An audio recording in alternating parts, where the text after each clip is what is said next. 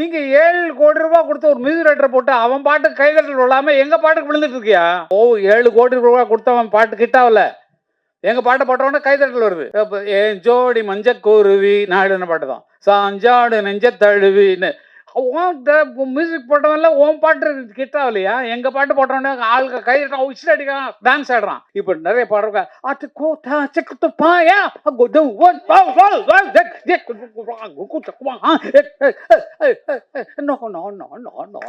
படம் பார்த்தா எல்லாரும் துப்பாக்கி வச்சிருக்காங்க. துப்பாக்கி இருக்கு, நிறைய துப்பாக்கி இருக்கு. அது போட்ட உடனே மனசு இருக்கலாம் கொட்டும். அதான் கொண்டு வெளியே நீங்களே ஆயிடுங்க 2 ரவுண்டில் மச்சான். இன்னொன்று சொல்றியா, எனக்கு ஒன்று சொல்றியா, இன்னும் ஒன்று கொடுத்துடலாமேடா, இன்னொன்று இல்லைடா இவன் இப்படியே ஃபுல்லாக விட்டுட்டு இதுக்கு மேலாம் அடிச்சிருக்கேன்டா முக்கால். கொஞ்சம் பொறுங்க. நான் பேசுறது கேட்டீங்கன்னா உங்களுக்கு நிறைய பாயிண்ட்ஸ் கிடைக்கும். நல்ல மாதிரி நடிச்சிட்டு இருக்கோம். உள்ள எவ்வளவு அழுக்கு இருக்கு, அசிங்கம் இருக்கு. சிம்பனின்னா உங்களுக்கு புரியாது. அதுல ரசிக்கிறவங்களுக்கு தனி மைண்ட் வேணும். அந்த பாட்டை ஃபாலோ பண்ணி தான் இந்த அண்ணா அந்த பாட்டு போட்டாங்க, வசந்த கால கோலங்கள். அவரை பார்த்து நான் காப்பி அடிச்சா அது பரம்பரையா எங்களுக்கு வந்து அந்த இசை சொத்துல இருந்து காப்பி அடிச்சமே தவிர இது காப்பின்னு நான் சொல்ற வரைக்கும் உங்களுக்கு தெரியாது. எல்லாருக்கும் வணக்கம். கொஞ்சம் பொறுங்க.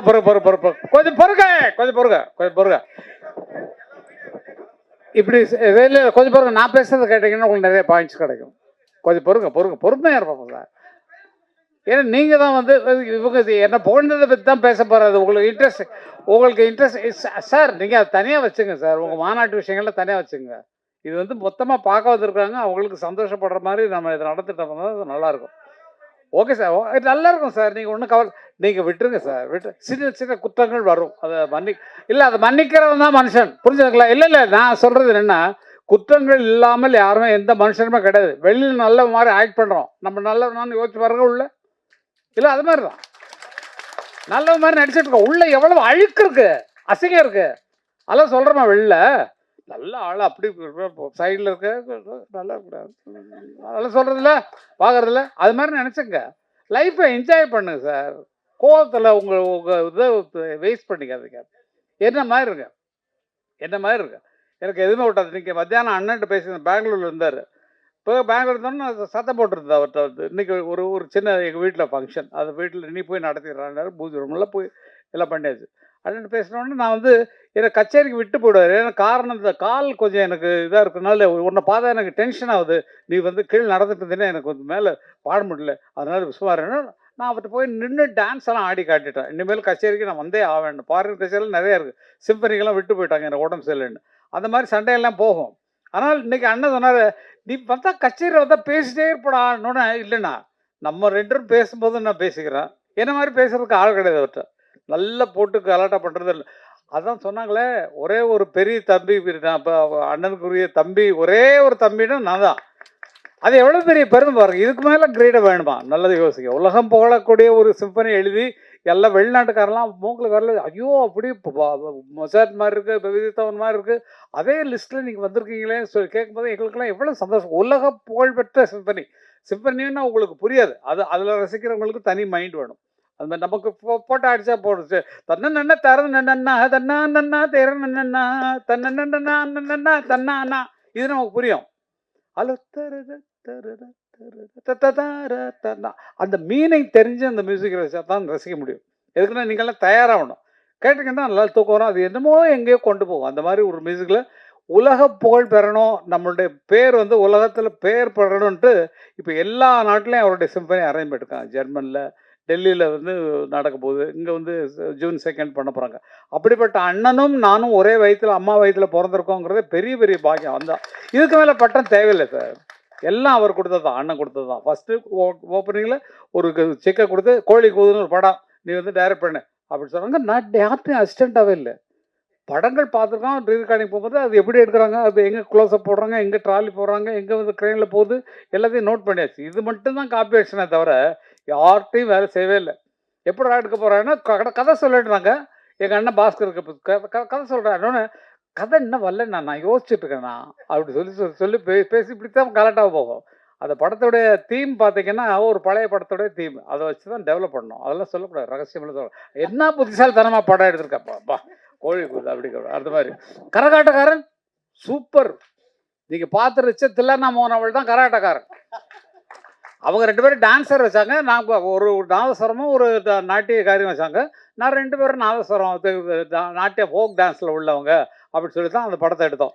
எனக்கு அங்கே சோடாக்காரனை தெரியும். நான் வரேன் அப்படின்னு சொல்லுவாங்க இல்லைங்களா? இப்போ பாலையா சொன்ன சில வேலைக்கு தான் ஊரு விட்டு ஊரு வந்து காதல் கீதல் பண்ணாதீங்க, பேரு கெட்டு போச்சுதுன்னா நம்ம பொழப்பு என்ன ஆகுங்க, விட்டுடு தம்பி.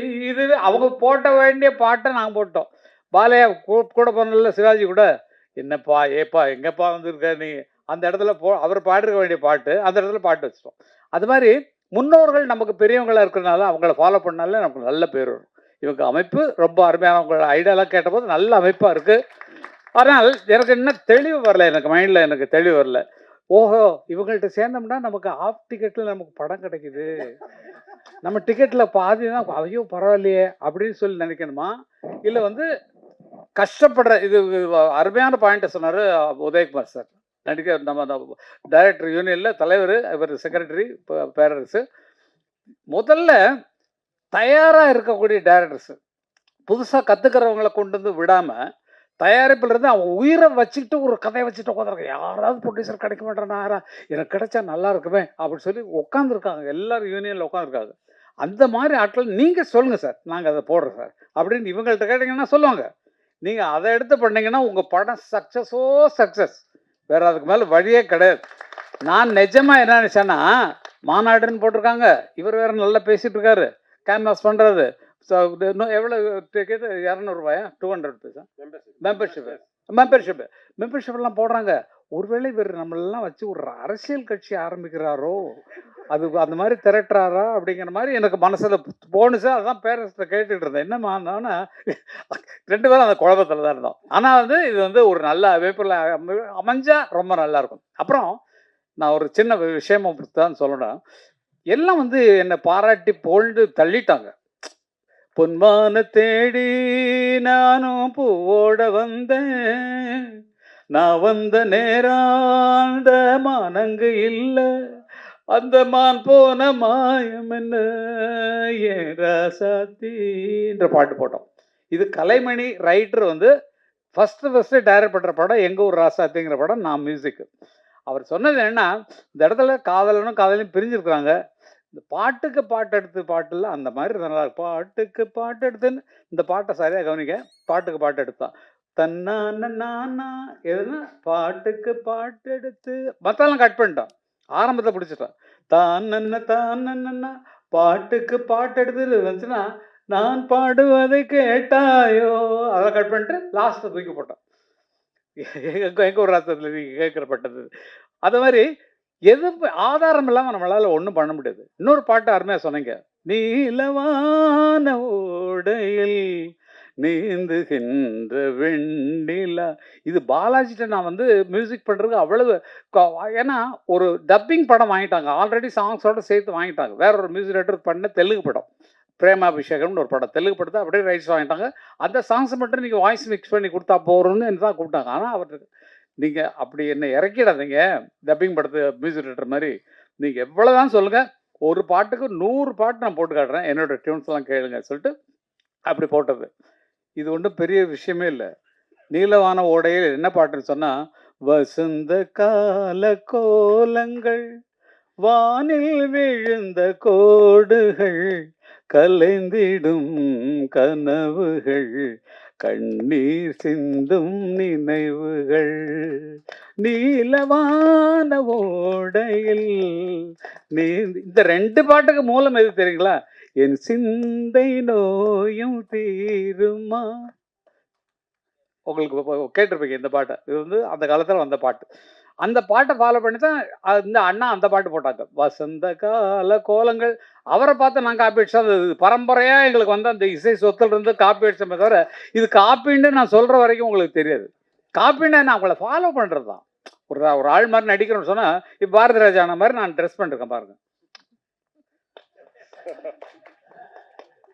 பாருங்க, அதுதான் நமக்கு முன்னோர்கள் என்ன பண்ணாங்களோ அதை நம்ம பண்ணிக்கணும். வயசாக நம்ம வந்து இளமையாகிறதுக்கு என்ன ட்ரை பண்ணணுமோ அது பண்ணணும்.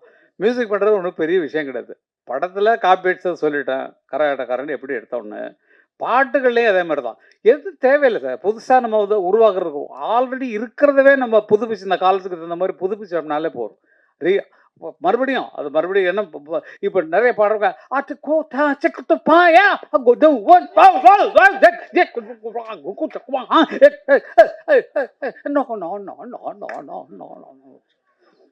நீங்க நல்லா நினைச்சு பாருங்க, இருந்த கற்பை கெடுத்திருக்கமா காப்பாத்திருக்கமான்னு யோசிச்சு பாருங்க. பாட்டுடைய கற்பு, கதையினுடைய கற்பு எல்லாத்தையும் கலைச்சு. நான் தயவு செய்து தப்பா சொல்றேன்னு நினைக்காதீங்க. படம் பார்த்தா எல்லாரும் துப்பாக்கி வச்சிருக்காங்க. துப்பாக்கி இருக்கு, நிறைய துப்பாக்கி இருக்கு. நான் படம் ஃபுல்லாக பார்த்தா தான் என்னால் சொல்ல முடியும். காரணம் என்னன்னா, நல்லா இருக்கு. நல்ல ஒரு புதிய குழு உருவாக்கியிருக்கீங்க. கதையெல்லாம் பார்க்குறோம். கதையெல்லாம் பார்த்தா இப்போ வர்ற கலாச்சாரங்கள் எல்லாமே வன்முறைகளை முன்னால் வச்சு வருது. நீங்கள் அதெல்லாம் நல்லா கவனிக்கணும். பெரிய ஹீரோவாக இருக்கட்டும், கமலே இறங்கிட்டார், நல்ல நடிகர். விக்ரம் படம் பாருங்க, எத்தனை ஃபைட்டு, துப்பாக்கி எவ்வளவு துப்பாக்கி வெரைட்டியாக காட்டுறாரு. எந்த வருஷத்து துப்பாக்கி, இந்த வருஷத்து துப்பாக்கி, இனி வரப்போகிற அட்வான்ஸ் துப்பாக்கின்னு இந்த கல்ச்சருக்கு தகுந்த மாதிரி மாறிட்டார் கமலஹாசன். அப்போது ஜனங்கள்கிட்ட நல்ல கதையை கொண்டு போய் சேர்க்கறதுக்கும் நல்ல நடிப்புக்கான கதைகள் தேர்ந்தெடுப்பதுக்கும் குறைஞ்சி போச்சு. அதுதான் நல்ல யோசிச்சு பாருங்க. சின்னக்கவுண்டரில் என்ன அருமையான படங்கள், இப்போ பேரரசு எடுத்த படங்கள்ல என்ன அவ்வளோ அருமையான படங்கள். கதையின் நோக்கம் அதை சரியாக ஜனங்கள் கொண்டு போய், ஐயோ நம்ம லைஃப்பில் நடந்தால் அப்படி காட்டுறாங்களே, நம்ம ஊரில் 10 பெரிய மனுஷங்க வர்றாரு, ஐயோ ஐயா அப்படிங்கிற மாதிரி நமக்குள்ள அந்த உணர்வு வரக்கூடிய கதைகளை நம்ம உருவாக்குறதுக்கு ட்ரை பண்ணணும். நம்ம வாழ்வியலில் நிறைய கதைகள் இருக்குது, எக்கச்சக்க. நம்ம குடும்பத்தை நினைச்சு பாருங்களேன். நம்ம குடும்பத்தில் நம்ம ஒரு என்ன கஷ்டப்படுறோம், எப்படி பண்ணுறோம், வெளியில் எப்படி நம்ம பந்தாவாக நடந்துக்கிறோம், இதே ஒரு கதை, அருமையான கதை. எவ்வளவோ துக்கங்கள் துயரங்கள் இருக்கலாம்.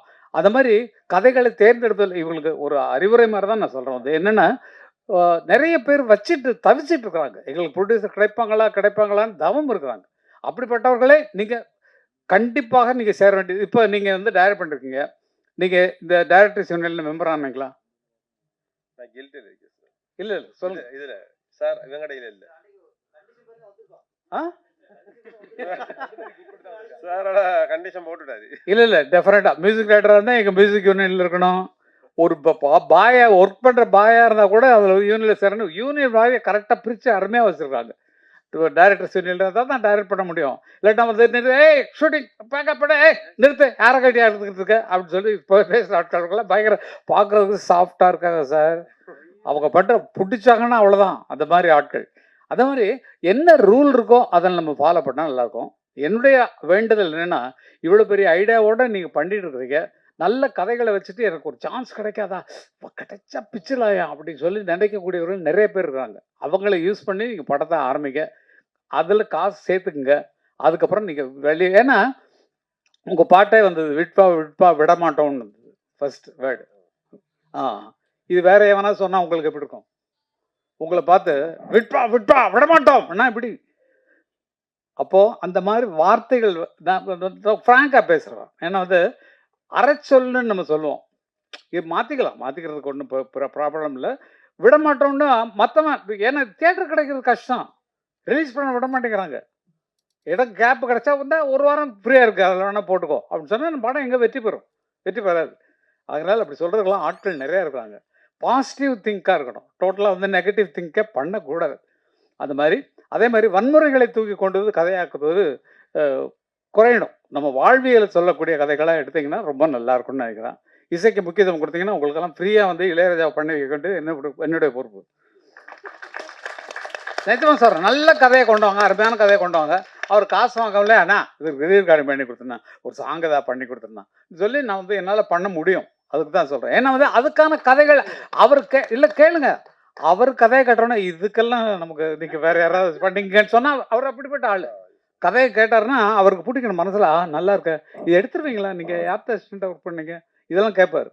எப்படி ஒர்க் பண்ணீங்க, எப்படி இதை எடுப்பீங்க, இவ்வளோ ஸ்ட்ராங்கான கதை சொல்கிறீங்களே, இல்லை நான் எடுத்த படத்தை போட்டு பாருங்கன்னா உங்கள் படத்தை பார்த்தாருன்னா என்ன இப்படி படம் எடுத்து வச்சுருக்கேன், போய் இந்த கதையை என்ன பண்ண போகிறானோன்ற பயத்தில் போடக்கூடாத சூழ்நிலைகள் அவருக்கு வரலாம். அதனால் நல்ல கலைஞர்களை செலக்ட் பண்ணுங்க, நல்லா கொண்டு வாங்க. உங்களுக்கு உதவுறதுக்கு நாங்கள்லாம் இருக்கோம், நாங்கள்லாம் மொத்தமாக இருக்கோம்.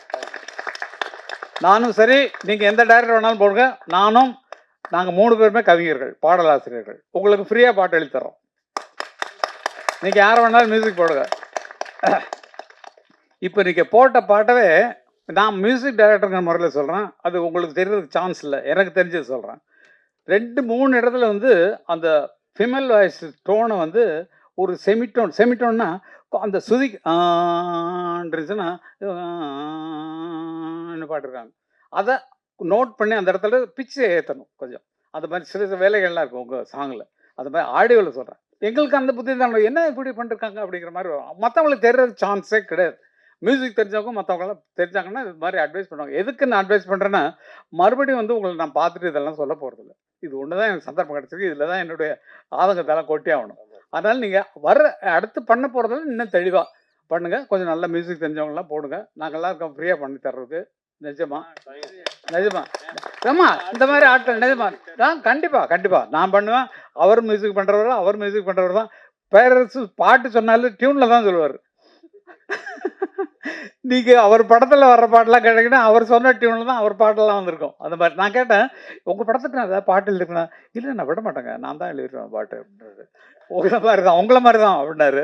நான் முதல்ல எல்லாத்தையும் வச்சு எழுதினேன். இவர் ஆர்வி உதயகுமார் படங்கள்லே நான் பாட்டு எழுதுறேன். மூக்கியற மூக்கா முட்டையுள்ள கேக்கா பாக்கி எதுவும் வைக்காம செத்து விடு ஷோக்கா கொண்ட மூடி காக்கா கண்ணு கொட்ட பாக்கா கண்ட உடனே கன்னி பையன் வீக்கா. இது மலையாள கப்பக்கிழங்கா இல்ல மயிலாப்பூர் வத்த குழம்பா இல்ல பம்பாயி பூரி கிழங்கா நம்ம பட்டிக்காட்டு கோழி குழம்பா பறிக்காத கத்திரிக்கா. அந்த மாதிரி பாட்டு படபடன்னு வந்துடும். இவருக்கு கொஞ்சம் நல்லா இருக்கும்ப்பா, கமர்ஷியலாக நல்லா இருக்கும்ப்பான்னு சொல்லிட்டு அது மாதிரிலாம் பண்ணிய விஷயங்கள் உண்டு. நல்ல ஜெயிச்ச குழு நாங்கள்லாம்.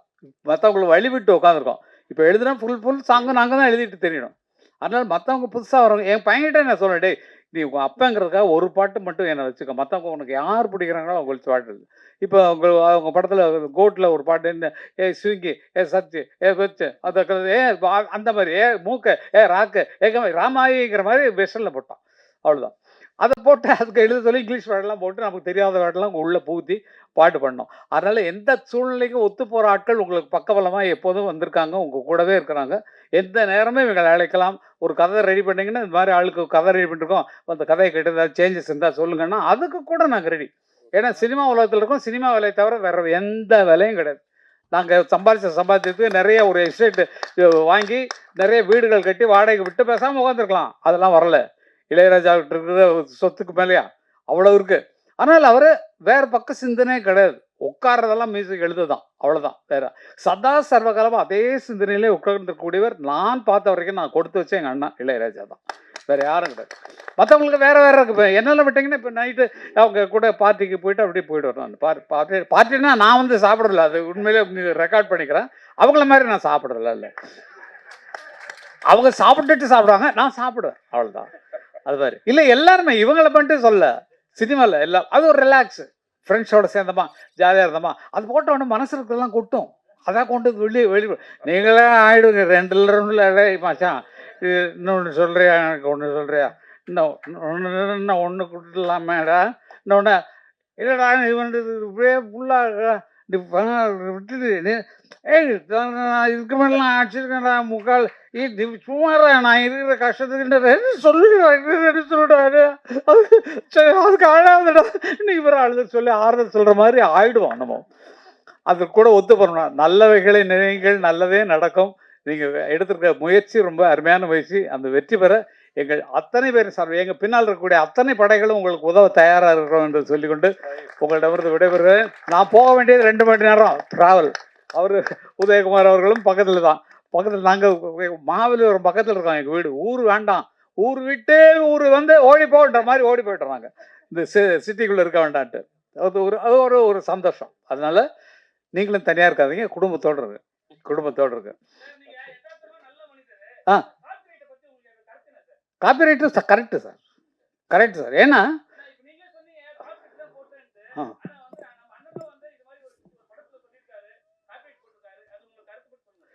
காப்பிரைட்ஸுங்கிறது வந்து வேர்ல்டு ரூலில் தான் நாங்கள் ஃபாலோ பண்ணுறதை தவிர இந்தியன் ரூலில் கொண்டு வந்தாச்சு. அதை லண்டனில் எங்களுக்கு ஆஃபீஸ், மெயின் ஆஃபீஸ் இருக்குது. உலகம் ஃபுல்லாக என்ன ஒருன்னா, மைக்கேல் ஜாக்சன் அவர் மியூசிக் பண்ணி, அவர் பாட்டு எழுதி, அவர் நடிக்கிறார் இல்லைங்களா, அவர் கொண்டு வந்த திட்டம் தான். கொண்டு வந்தது அது எல்லாருக்கும் அப்படி பரவிடுச்சு. காரணம் என்னென்னா, நம்மளுடைய படைப்பு. இப்போ வந்து கதாசிரியருக்கு கதையில் உரிமை உண்டு. எத்தனை லாங்குவேஜ் மாற்றினாலும் அவங்களுக்கு உரிமை உண்டு. பாட்டுக்கும் அவங்களுக்கும் சம்மந்தம் இல்லை. ஏன்னா தனி கிரியேஷன். தனி உங்கள் பாட்டை படத்துக்கு ஒட்டாமல் ஒரு மியூசிக் டைரக்டர் போட்டு நீங்கள் வந்து அவங்கள்ட்ட பாட்டு வாங்குறீங்க. உங்கள் படத்துக்கே போட்ட ஸ்பெஷல் சாங்கு. அதுக்கு பாட்டு எழுதுனது ஒருத்தர். அவருக்கு 2 பேர் தான் கிரியேட் பண்ணுறவங்க. அதுக்கப்புறம் தான் அடுத்த கூலிக்காரங்களாக வர்றது பிளேபேக் சிங்கர்ஸ் வருவாங்க. அவங்களுக்கு பணம் கொடுக்குறோம், அவங்க வந்து பாடுறாங்க.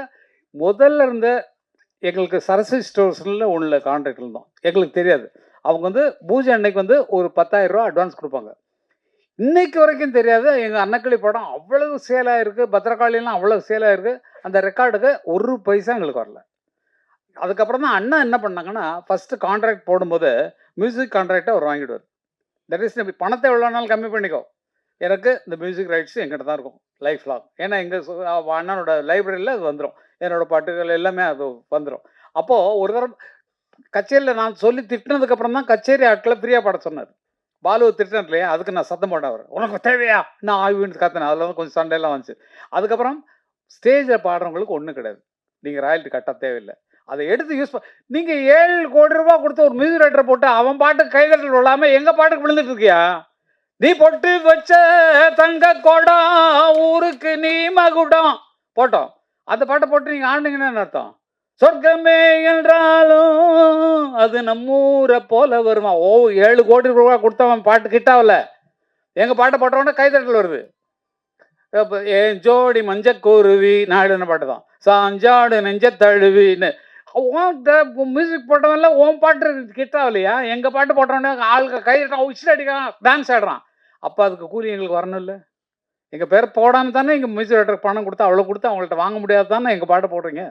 அப்போ எங்களுக்கு அதில் பங்கு உண்டு இல்லை? எங்களுக்கு கொடுத்துருக்கணும் இல்லை? எங்கள்கிட்ட பெர்மிஷன் வாங்க. பெர்மிஷன் கேட்டால் ஃப்ரீ அண்ணன் கொடுத்துருவார். இப்போ கேட்காம போடுறது தான் அவருக்கு கோவம் வர்றது காரணம். எங்கிட்ட கேட்கல, எங்கிட்ட பெர்மிஷன் வாங்கலை அப்படின்னு சொல்லி சண்டை போடுறது காரணம் பணத்தை ஆசை இல்லை சார், கொட்டி கிடக்கு சார். பல பேர் நினைக்கிறீங்க. ஆனால் வந்து இந்த ரூலுங்கிறது விதிப்படி நம்ம போயே ஆகணும்.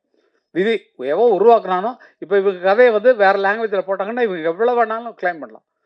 என்னோட சீன்ஸ் இவ்வளோ, அதாவது எங்களுக்கு 40 செகண்ட்ஸ்னு வச்சுக்கலாம். அதெல்லாம் ரூல்லாம் சொன்னால் உங்களுக்கு புரியாது. அந்த மாதிரி அவங்க கதையின் மெயின் கதையை எடுத்து வேறு கதை பண்ணாலும், இது நம்ம கதையில் ரெஸ்பான்ஸ் பண்ண கூப்பிட்றாவன அப்படின்னு சொல்லி கூப்பிட்டு நம்ம வாங்கிக்கிறதுலாம் ரைஸ் உண்டு. எவன் உருவாக்கினானோ அவனுக்கு அதில் பங்கு உண்டு. அந்த மாதிரி தான் அந்த ராயல்ட்டிங்கிற விவகாரம் போயிட்டுருக்கு. அது இனிமேல் பிரச்சனையே வேண்டாம். ஏன்னா பாருங்கள், எந்த படத்துக்குமே வராது. ஏன்னா எங்களுக்கு தெரியல, நம்மகிட்ட பெர்மிஷன் கேட்காம போட்டிருக்கானே அப்படிங்கும்போது தான் உங்களுக்கு வருது. அஜித் படம் அதெல்லாம் ஒன்றும் இல்லை, எங்கள் பாட்டு அவ்வளோதான். ஒன் மியூசிக் டைரக்டரால் போட முடியல, எங்கள் பாட்டு தான் உனக்கு ஜெயிக்க வைக்குது அப்படிங்கிற சந்தோஷத்தோடு இருப்போம் நாங்கள். அது கேட்டுருந்தா இன்னும் சந்தோஷமாக கொடுத்துருவோம். கேட்கலங்கிறதுனால தான் கொஸ்டின். என்னுடைய சொத்தை எப்படி திருடலாம், நீ என்னுடைய கேட்டுக்குள்ளே எப்படி நுழையலாம், நீ தான் ஒரு மியூசிக் டைரக்டர் வச்சுருக்கே அவனை போட சொல்லி அந்த மாதிரி அப்படின்னு சொல்லி அவங்கள என்கரேஜ் பண்ணுறதுக்கு தான் அந்த விஷயமெல்லாம். அதனால எல்லாமே நல்ல வைக்கிறதுக்கு தான், புரிஞ்சுக்குங்க. எல்லாம் எங்களுக்கு பணத்தாசை கிடையாது இல்லை, எக்கச்சக்கமாக இருக்குது. செலவு பண்ண முடியாமல் எக்கச்சக்க பணம் வச்சுருக்கோம். இப்போ ஒரு ரியல் எஸ்டேட் அது யாருக்கும் நாங்கள் ஏன் ஹெல்ப் பண்ண, நீங்கள் உழைச்சி முன்னுக்குவாங்க. நீங்கள் யாருக்கு என்ன பண்ணுறீங்கன்னு கேட்குறீங்க. அதெல்லாம் இல்லை. ஏன்னா இப்போ கல்யாண மண்டபம் கட்டி வாடகை தான் விடுவோம், நல்ல துட்டு உட்காந்துப்போம். எதுக்கு இது அடுத்த பிஸ்னஸ்ஸு? நமக்கு வரக்கூடிய அடுத்த சந்ததிகளுக்கு சேர்த்து வைக்க தான் அப்பங்காரம் இருக்கான். அதனால் சேர்த்து வச்சதெல்லாம் அடுத்த குழந்தைங்களுக்கு, பேரன் பேத்திகளுக்கு, அந்த அண்ணன் பிள்ளைங்களுக்கு, தம்பி பிள்ளைங்களுக்கு, அக்கா பிள்ளைங்களுக்கு, இவங்களுக்கு கொடுக்கத்தான் எங்களுக்கு. அதுக்கு தான் சம்பாதிக்கணும். அவங்களும் நல்லா இருக்கணும் எங்களை மாதிரின்னு. அதனால் ஒவ்வொருத்தரும் அப்படி வாழுங்க. மற்றவங்களுக்கு தான தர்மம் பண்ணுறோம், அதெல்லாம் சொல்ல தேவையில்லை. தான தர்மம் பண்ணுங்க, மற்ற கஷ்டப்படுறவங்களுக்கு கொடுங்க, ஃப்ரீயாக கொடுங்க, மனசார இருக்கு. ஆனால் நீங்கள் சம்பாதிக்கிறது உங்கள் குழந்தைகள் பின்னால் வர்றவங்க கஷ்டப்படக்கூடாதுங்கிறதுக்காக சேர்த்து வைங்க. இதுதான் எனக்கு நாங்கள் சம்பாதிச்சதை நாங்கள் இப்போ என்ன பண்ணிட்டு இருக்கோமோ அதை உங்களுக்கு சொல்கிறோம். நீங்கள் அதே மாதிரி இருங்க, சந்தோஷமாக இருங்க. இன்றைக்கி நல்லா இருக்கிறீங்க, நாளைக்கு நல்லா இருக்க போகிறீங்க. இனிமேல் வருங்காலத்தில் இன்னும் உயர்ந்து நீங்கள் வாழ்வீங்க. உங்கள் எண்ணத்தை ஸ்திரப்படுத்துங்க. நம்ம என்ன ஒரே நோக்கத்தில் இருக்கணும், நான் டைரக்டர் தான், நான் ஃபிலிம் டைரக்டர் தான் வரப்போம், இல்லைப்பா நான் நடிகராக தான் வரப்போகிறேன், அதில் எய்மாக இருக்கேன். அந்த கனவு தான் உங்களை மேலே கொண்டு போவோமே தவிர 10 பக்கம் திங்க் பண்ணிங்கன்னா வராது. மியூசிக் கிடைச்சா பண்ணலாமே, பாட்டு எழுதுனா எழுதலாமே, அப்படி வச்சுக்கூடாது என்ன மாதிரி. ஆனால் எல்லாத்துலேயும் நான் ஜெயிச்சிட்டேன். எல்லாத்துலேயும் பாட்டு எழுதுறதுலையும் ஜெயிச்சிருக்கேன். எல்லா பாட்டும் என்ன பாட்டெல்லாம் சொன்னேன்னா அது எக்கச்சக்கமாக இருக்குது. அந்த மாதிரி அதுலேயும் ஜெயிச்சிருக்கேன். மியூசிக் டைரக்ஷனில் 168 படம் பண்ணிருக்கேன். அது 2000 பாட்டு வரைக்கும் எழுதியிருக்கிறேன் நிறையா. எல்லாத்துலேயும் ஜெயிச்சது கடவுளுடைய செயல். என் நோக்கம் வந்து எந்த வேலை கிடைச்சா இப்போ நீங்கள் ஒரு வேலைக்கு விட்டீங்கன்னா வந்துடுவேன் நான். அந்த மாதிரி வேலை வேணும். அதனால் அந்த மாதிரி வளர்ந்தவங்க நாங்கள். நீங்களும் உங்கள் மனசை மாற்றிக்கொண்டு நல்லவைகளே நிலைங்க, நல்ல இதை நோக்கியே பயணப்படுகள். நடக்கிறது எல்லாமே நல்லா நடக்கும். உங்கள் ஐடியா பிரமாதமாக இருக்குது. நான் சொன்னதை மனசில் ஏற்றுக்கொண்டு டைரக்டர் சென்னையிலேருந்து டைரக்டர் பிடிங்க, எல்லாம் உங்களுக்கு ஃப்ரீயாக பண்ணி தரதுக்கு நாங்கள் இருக்கோம். எல்லாம் பார்த்துக்கலாம், சிக்கனமாக பண்ணலாம். Thank you sir. நன்றி நன்றி எல்லாருக்கும் நன்றிங்க, ரொம்ப நன்றி நன்றி.